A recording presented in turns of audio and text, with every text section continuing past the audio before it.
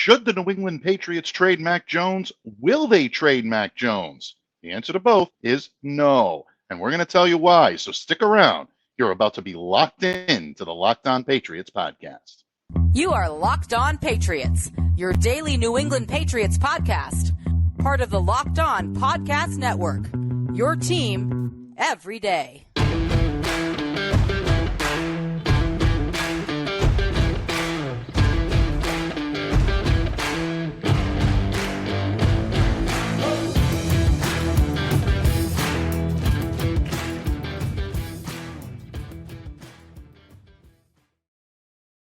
Hello to all of you Foxborough faithful. Thank you once again for making Locked On Patriots a daily part of your New England Patriots coverage and also your first listen every day. Remember, Locked On Patriots is free and available on all platforms, including YouTube. So smash that subscribe button, download, subscribe to, follow Locked On Patriots wherever you get your podcasts. Patriots fans, today's episode is brought to you by FanDuel Sportsbook, official sportsbook of the NFL. Make every moment more. Visit FanDuel.com/LockedOn today to get started. That's fans. Thank you once again for making Locked On Patriots a part of your daily Patriots coverage. I'm your host, Mike Debate. I cover your New England Patriots for Patriots Country of Sports Illustrated. So reach out to me. Let me know what's on your mind on Twitter at MDABATENFL.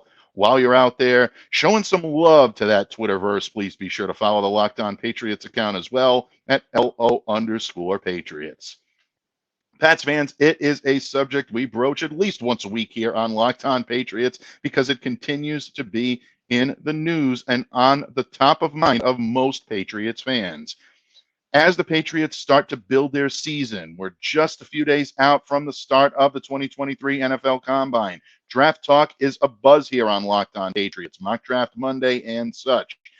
Patriots also not too far away from free agency. We continue to talk about ways in which they'll build through free agency, replacing veterans, getting younger players in, or bringing savvy veterans that know the system into New England. Also talk about guys like Devin McCourty and Matthew Slater, their futures. We know Slate's coming back. We think Devin McCourty is close to making a decision and should by the time free agency starts, but it just won't go away. The New England Patriots continue to be clouded in mystery regarding their starting quarterback position. Will the Patriots even think about trading Mac Jones, the number 15 pick in the 2021 NFL Draft, the first time they spent draft capital in the first round on a quarterback since they did so in 1993 when they brought Drew Bledsoe into the house? Well, it continues to be stirred up by NFL insiders reporting what they're hearing, and then, of course, aggregators doing the best they can to stir the pot. And that happened actually recently. You continue to hear rumors and innuendo build over the weekend. And in an appearance last week on 98.5 Zolak and Bertrand, the New England Patriots became the subject of quarterback controversy once again. Sports Illustrated's Albert Breer reported exactly what he heard, or what he is essentially saying is coming from sources, in that he believes that the Patriots might be willing to move Mac Jones for a lot of reasons, one of which is that internally, the Patriots don't see a big-time gap between Mac Jones and his backup Bailey Zappe. Last week here on the pod, and if you haven't had a chance, definitely check out last week's episode on love for Bailey and for Mac at the same time. Little Valentine's Day episode that I wanted to drop for all you Patriots fans out there, but you get the point. It really was about there being room on the roster for both of these players. Well, that doesn't really quite portray a really good writing narrative or a really good reporting narrative, so it's a little bit better to have these two at odds with one another. And that's exactly what this report essentially says. Breer came out and said something very factual, where he believes that the Patriots would entertain the idea of trading Bailey Zappe. I'm quoting Breer's words directly here, as transcribed by NBC Sports Boston from his appearance on 98.5. Quote, "I think they would. Internally, I don't know if they see this massive gap between Mac Jones and Bailey Zappe. I'm not saying they think Bailey's as good as Mac, but there was some element of Bailey doing what he was coached to do last year that I think gave Bailey the edge to some degree for a little while there." Bria's comments are definitely not something that I take umbrage with. First of all, they're worthy to be reported. I have no problem with that. He's giving his opinion on the situation and hearing what he believes to be an interpretation of what his league source, or should I say team source, big difference there, folks, what his team source might be saying about the Mack and Bailey situation. That's all well and good, but when the aggregators start using this to start to stir the pot, then you have difficulty. Then you have a narrative that's out there for all of the fans to either indulge or to ignore.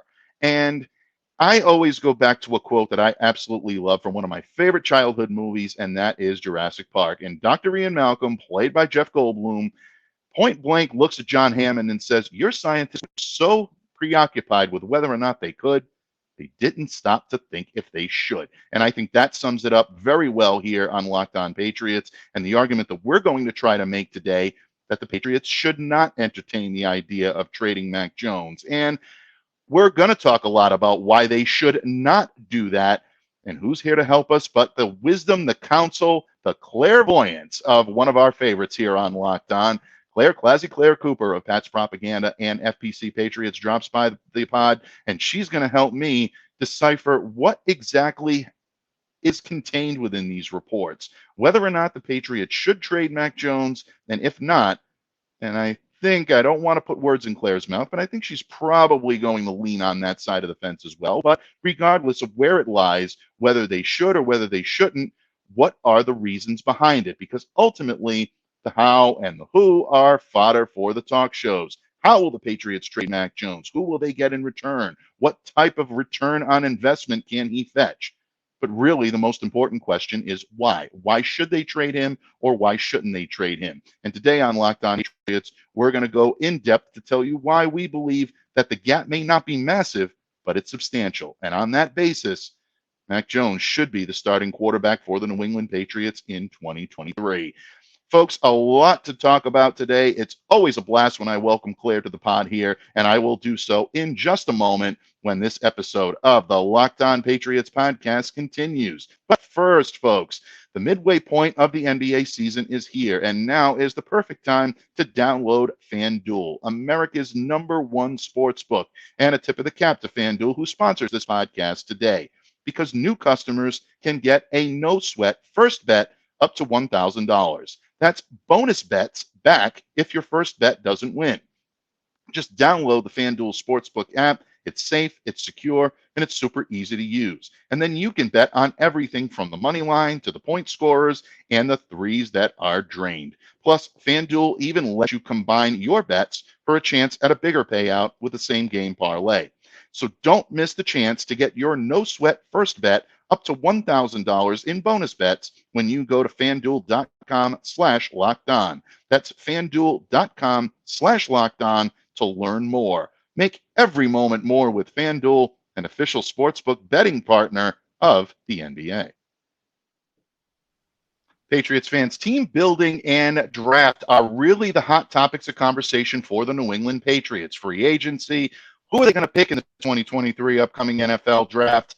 A lot of you are questioning that, and rightfully so. But there's an undercurrent still on this team about whether or not the Patriots are set at the quarterback position. Is the difference between New England Patriots quarterbacks Mac Jones and Bailey Zappe so negligible that it justifies a changing of the guard? Well, in order to really answer this question as thoroughly as we possibly can here on Locked On Patriots, I called in the guns of clairvoyance. That's right, folks. It is Wednesday. It's the midweek. She is the midweek monarch here on Locked On Patriots, and we need her wisdom and counsel on this subject desperately. She is a columnist extraordinaire for Pat's Propaganda, as well as the host of her very own Patriots podcast, which this week is celebrating its 2-year anniversary. Tip of the cap, nod to the gods, to one of the best Patriots podcasts out there. ClazzyClare Cooper joins me here today. Welcome back, Countess. Happy anniversary. Thank you. Oh, thank you so much. I very much appreciate that. So yeah, quick drop. Hopefully the anniversary episode will be out on the anniversary tomorrow, the 23rd of February. So people, please look out for a Claire Perspective, the anniversary edition. Definitely. And I will be listening. And I know a lot of our listeners not only tune in to Locked On Patriots to hear my takes, I'd like to think some do, but a lot do tune in because of the content. We bring them here on a Wednesday, and who could blame them? It is the clairvoyance, it is the class, the pizzazz, everything that you could possibly want all into one. Claire brings it. And Claire, I'm going to ask you to bring it today because the Hot Take Hotel continues to buzz with recycled third, fourth hand trade rumors.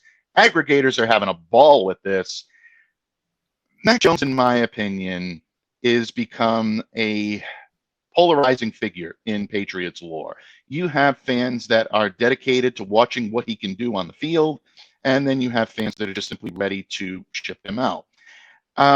I wish it was as easy as they make it sound to just slide another quarterback into this position and you're going to recapture the glory days under Tom Brady, folks. It does not work like that.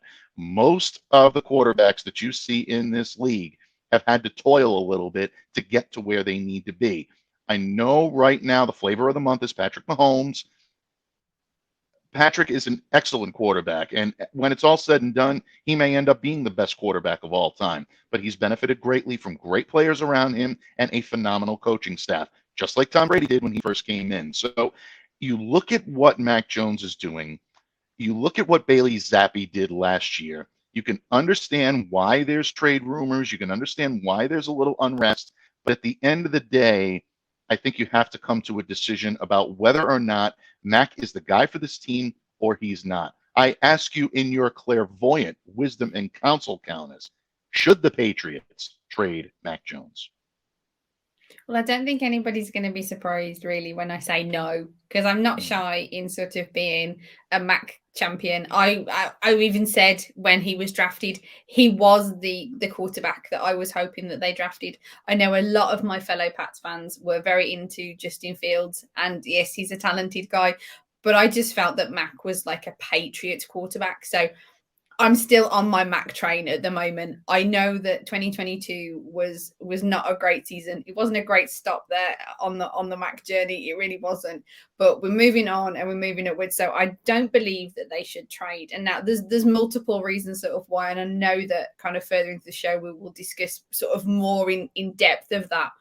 But the one thing that sort of had me kind of and ahhing when you sort of said about this was, what's his trade value really? Because you're coming on, when it comes to from the outside, you're looking at a quarterback who in his second year was thrown in with a defensive coordinator as his OC and a rickety O-line and things like this, all the things that we know about, that we've mentioned about and we've talked about before. So it's not really displaying Mac Jones in sort of his best light in regards to looking at 2022.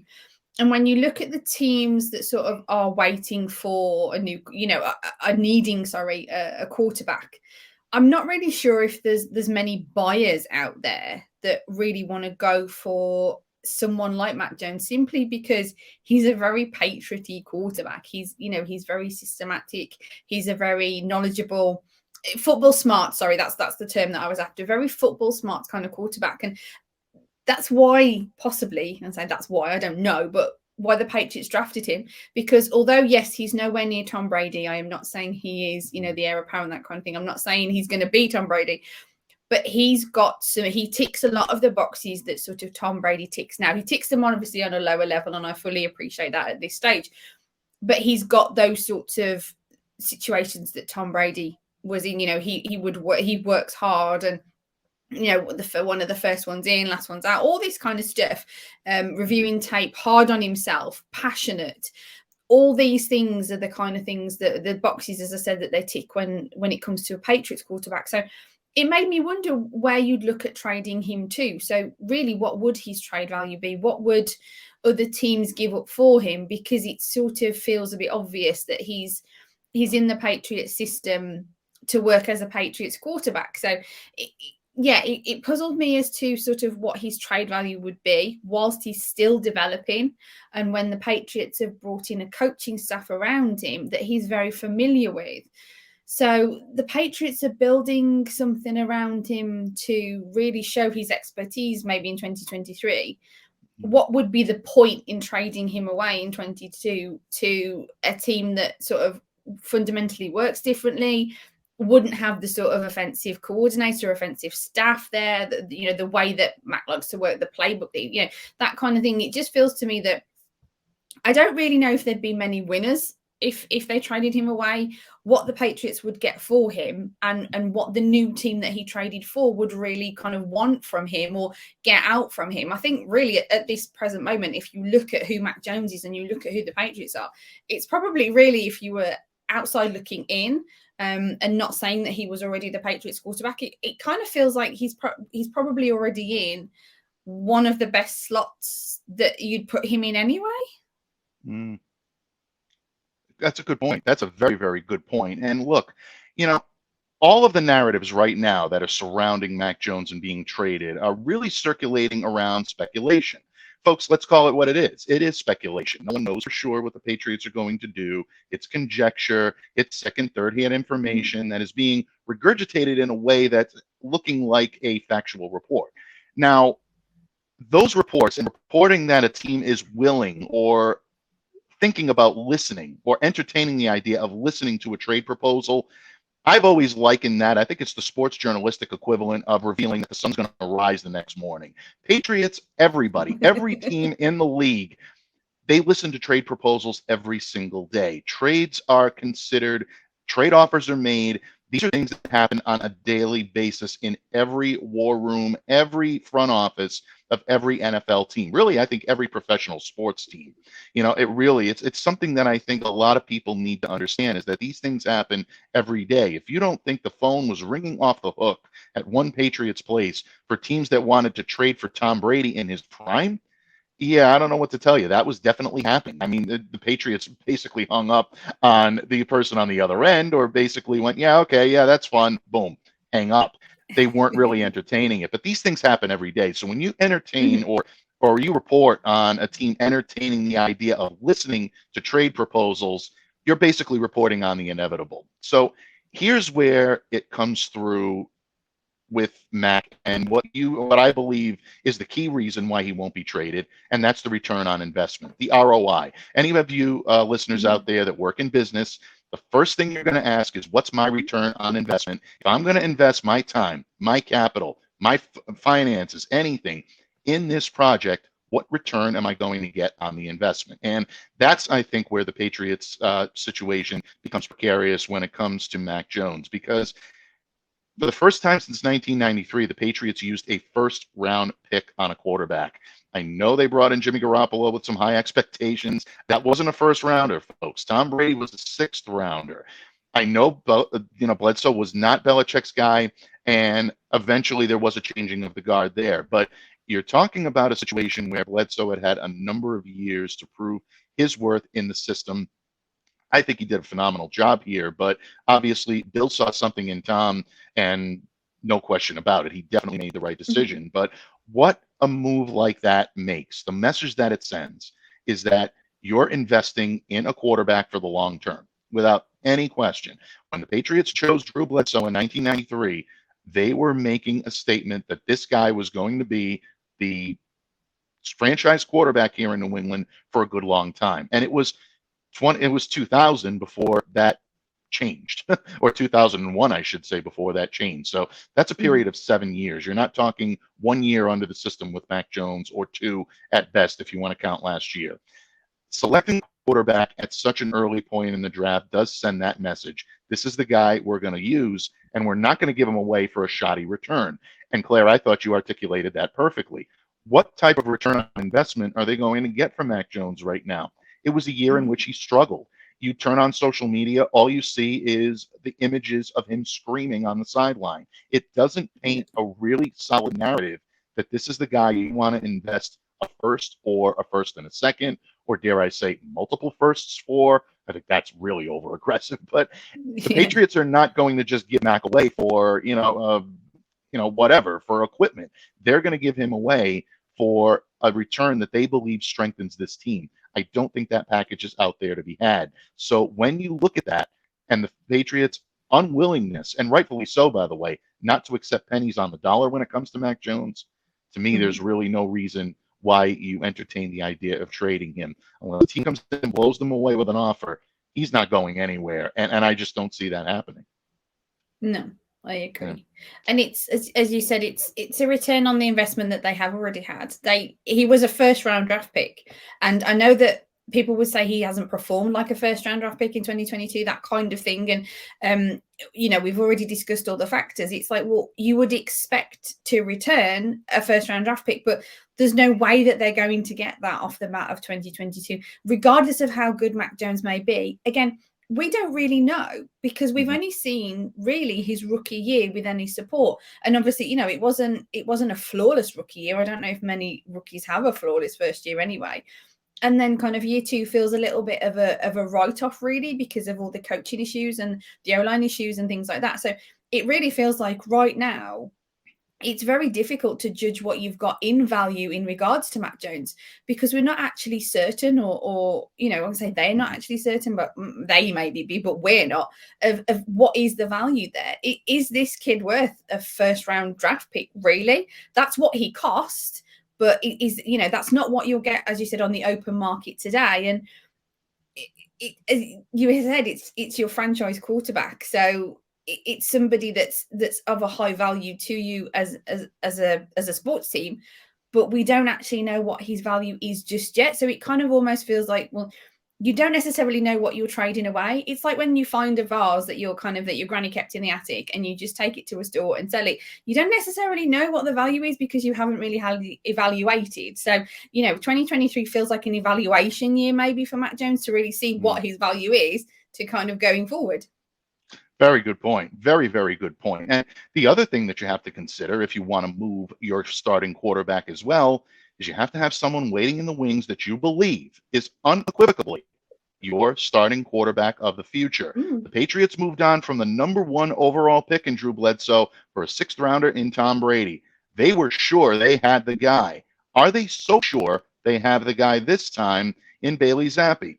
I know there are reports out there that the Patriots don't see a maximum gap or any type of significant gap between these two.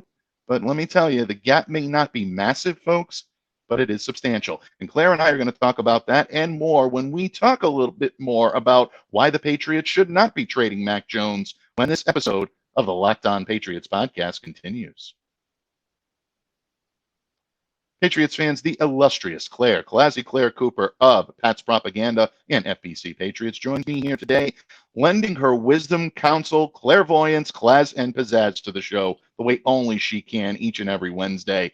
And Claire, we're already off to a big time start. I got a little heated in the last segment talking about some of the reports out there regarding Mac Jones. And look, this is in no way an impugnment on the initial reports. Sports Illustrated's Albert Breer gave his opinion on the situation when he talked to 98.5's Zolak and Bertrand last week about the fact that he thought they'd entertain ideas. He's going on what he's hearing. He's reporting. He's making that report. Where I get a little miffed on these is when you start seeing second, third, fourth aggregators tweeting these things out in a manner that is meant to distract from what the original report was supposed to be. So really, I think that's where my gripe is coming in. I want to make that very clear here. Second of all, Claire, when you look at this deal, we're both in agreement, and I thought you articulated that perfectly in the last segment, that the Patriots are probably smart to keep Mac Jones rather than trade him. Obviously, the return on investment is a big reason why, but there are other reasons why Mac is probably better suited to remain here in New England than to be elsewhere, or the Patriots are better off with him under center rather than going with someone else. When you look into your clairvoyant crystal ball, what do you see as a reason why the Patriots would be smart to hold on to Mac Jones independent of the return on investment? Well, the one thing that I wanted to touch on, and it doesn't necessarily mean kind of like why they're smart to keep him, but before we go away from like the financial aspect of it, this third year is kind of like a tricky time because it's the sweet spot of whether or not they're going to pick up his 5th year option. And so I think that's one of the reasons why I think 2023 is so significant in evaluating his skill set anyway.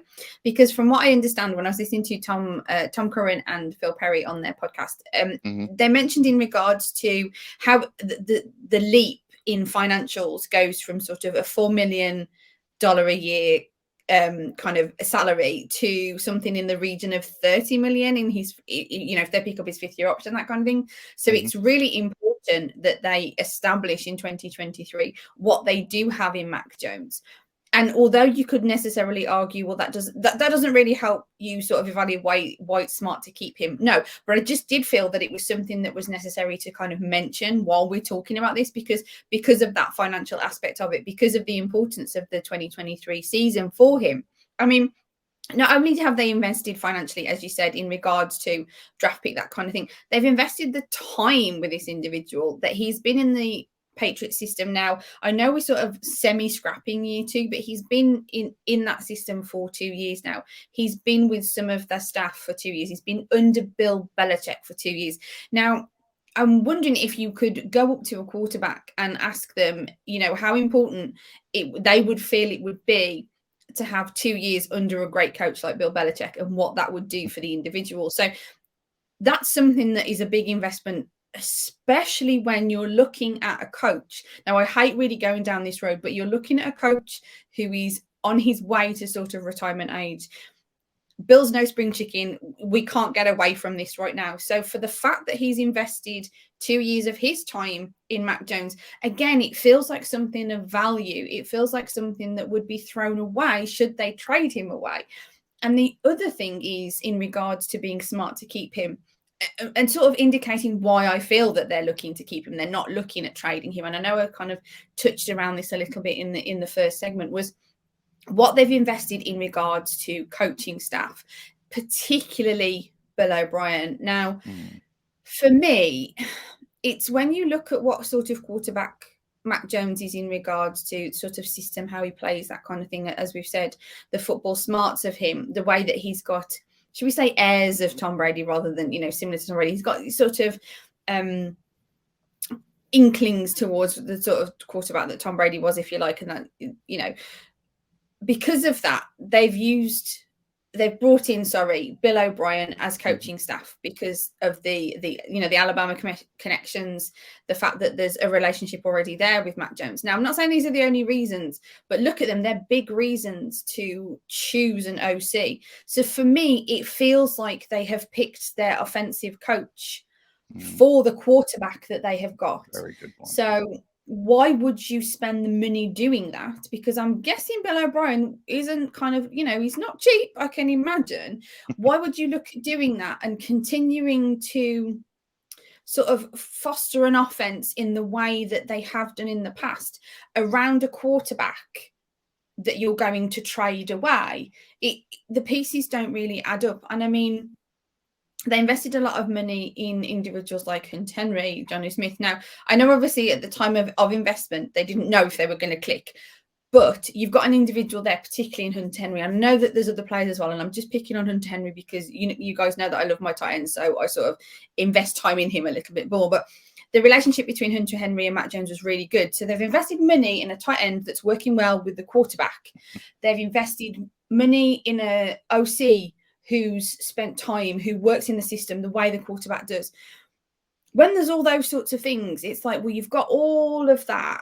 Why would you then trade away the epicenter of all those decisions, of that financial aspect, of those, what you've put into the team? Under that, why would you then trade away that integral piece in regards to the quarterback?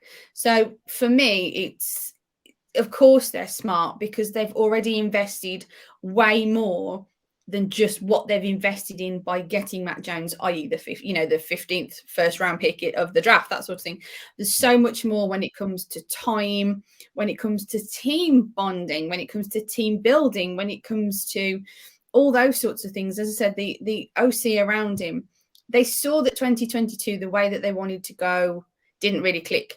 I don't know if it would have clicked around any quarterback really, because you had something that was really foreign to the system, to the NFL really, in regards to having your offensive play caller was previously a decent defensive mind, and he was also splitting his time with the offensive line. That in itself was just kind of a really random affect that you wouldn't normally see anyway. So it's just a case of they've seen that they did wrong, and now they're looking at putting all of those things right. And it just feels like the things that they're putting right, the way that they're putting right, who they're bringing in. I think, quite frankly, free agency will give us a really good indication as well, or maybe will sort of solidify the fact that they're maybe not looking to trade McAways when they look at who they bring in and sort of what they do in free agency as well. But I'd be very, very surprised if it's anything that really indicates in any way, shape or form that they're looking to move on from Mac Jones, because as we said, as we've already kind of gone over, not to repeat, they've just invested too much that looks like it's being built around Mac Jones as an individual to move on from him, at least right now. Yeah, without question. I think you articulated that so well, because what this does for New England Patriots fans, for people like us in the media, for national media that's covering this team, is put things in perspective. The return on investment that we spoke about in the previous segment, Claire, doesn't always revert back to the trade value or the financial contract value or anything like that. It's about investing capital in personnel. And the Patriots have the personnel in place to run the type of offense that Mac is so adept at being able to run and did such a great job with in Alabama, bringing in a Bill O'Brien to kind of run that similar type of system, the type where you lead the receivers under the defense. You're able to find them in quick, short yardage completions, let the receiver go ahead and get yards after the catch. And then what you do is you get solid guys that can run routes and get the ball at the point of catch and be able to get yardage that way. That's where guys like Jacoby Myers, hopefully cooler heads prevail. I think he's so integral to this offense that I'd love to see him back. Obviously at the right price, folks. I'm not saying break the bank, but I think there can be a deal, a mutually beneficial deal to be worked out here. I did see, Claire, and I don't know if you saw this. If you didn't, you probably are as shocked as I was when you read it. But Pro Football Focus calling Hunter Henry a potential cut target for the Patriots this year. I don't see that coming at all. Yes, I know the Patriots have 10.5 million reasons why a cut of Hunter Henry might benefit them in the pocketbook. Folks, I went on record several times last year saying the Patriots were going to do the same thing with Isaiah Wynn. $10 million cap savings. You can't keep him on the roster. You've got guys, cut him loose. Patriots didn't care about investing that money. They felt that they were investing it in the right guy. Obviously, that didn't work out too well, but you get the point. The Patriots are not afraid to invest money. They're not afraid to invest money in the right guys. I can tell you, I've covered Hunter Henry in his time in Los Angeles. He is the right guy, and he will be resurrected in this offense under Bill O'Brien. I still think there's a lot they can get out of Jonnu Smith. I haven't given up on Jonnu by any stretch of the imagination because he hasn't been put in the right system.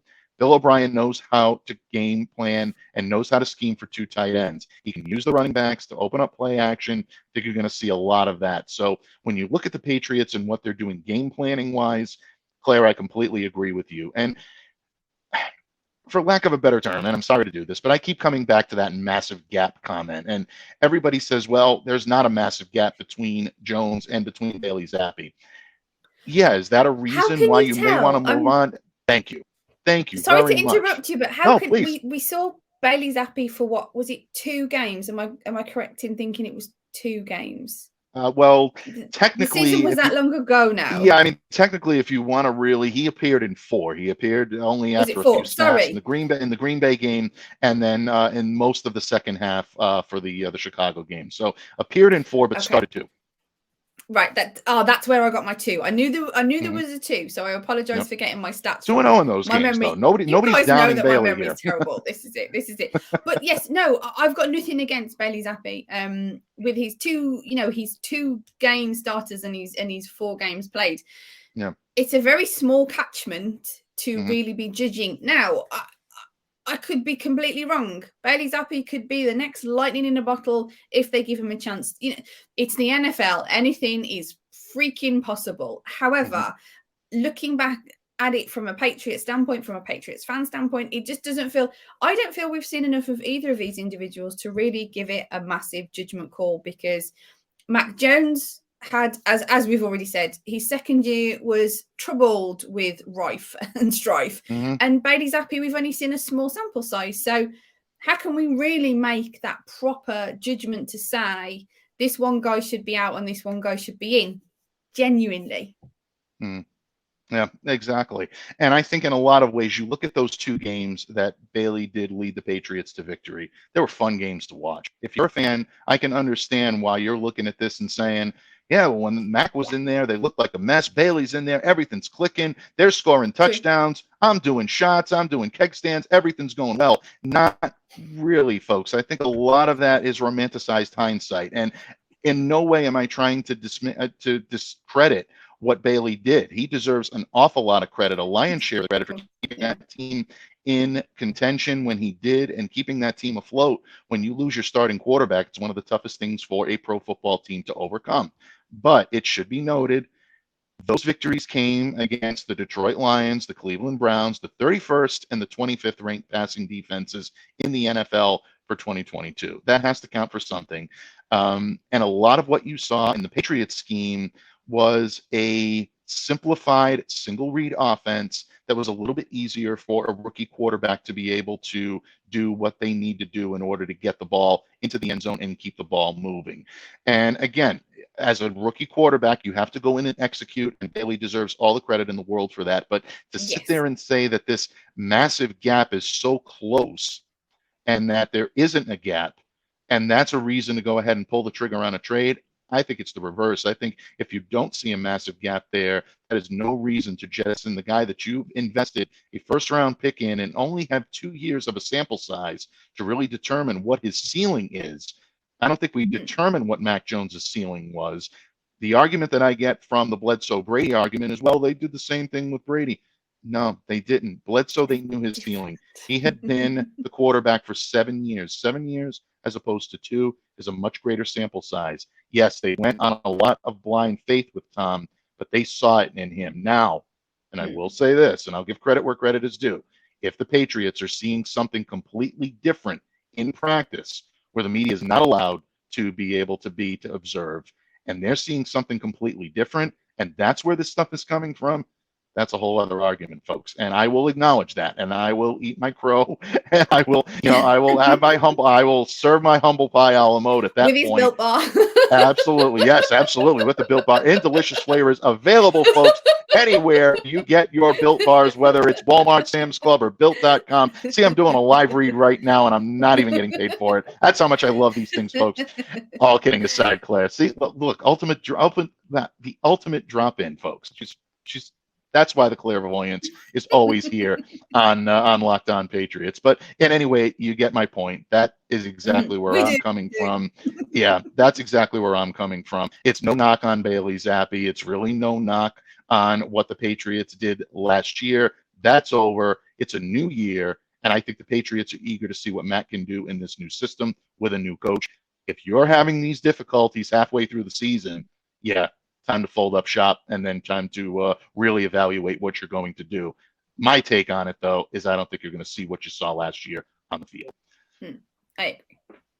Countess, what can I say? You've not only brought out an unsolicited live read from me, but you've reeled me in on a day where my blood pressure is going up a little bit. All kidding aside, folks, she is the illustrious Countess of Class, and we always love having her here each and every Wednesday because it is your 2-year anniversary on your very own podcast, Countess.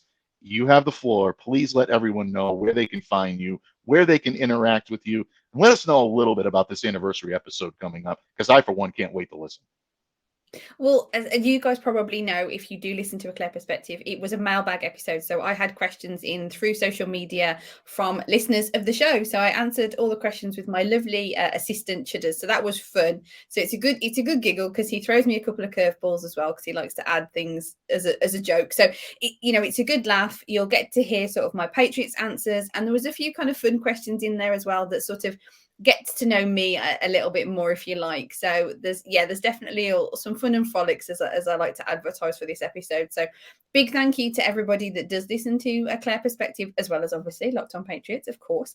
But big thank you to you guys, and I hope you'll check it out. It should hopefully be dropping on the anniversary of my very first show, which will be the 23rd of February. So hopefully when you wake up on Thursday morning, whichever kind of time zone you're in, you should be able to get a Clare perspective, the 2-year anniversary. So just a big thank you to everybody that supported me along the way. Mike especially, because he's been with me since the very beginning when I wrote for full press coverage before I even did a podcast, before I even decided I wanted to do a podcast. So big thanks to him as always, and to everybody out there that listens and that watches and that has supported me on this journey that I have no idea where I'm going, where I've been, where I've come from, but I just appreciate you all. So thank you very much. Well, Claire, you're very welcome. Thank you for the kind words. I appreciate that, but no thanks necessary. You have been a valued member and will continue to be a valued member here of the Locked On family for as long as I hold the microphone, and I am extremely proud of the work that you've done and extremely happy about the work that you've done, but also I'd be remiss if I didn't say I'm not one slightest bit surprised. I knew it from the moment that you hit the microphone that there was going to be something that was going to come of this, that was going to bring a lot of joy and a lot of knowledge to Patriots fans. You've done both, and I commend you on that. So congratulations on 2. Here's to 2, 3, 4, 5, 6, 7, 8, 9, 10, whatever more. We're going to continue and keep going, and we're going to continue to keep going right here on Locked On Patriots, folks, as well, because we have not wrapped up the week's news, notes, and anything you need to know from Foxborough. Will continue to be at it right here on Thursday and also on Friday as we continue to take an early look now toward the 2023 NFL Combine taking place next week in Indianapolis. Locked On Patriots is going to be boots on the ground, folks, and we're excited about that. So keep it right here to Locked On Patriots for all of your latest news, notes, and analysis from Patriots Nation. On behalf of the illustrious Clare, ClazzyClare Cooper, and all of her clairvoyance, class, and pizzazz, I'm Mike Debate. Continue to stay safe, stay well, be the change you wish to see in the world. Have a great day, everyone.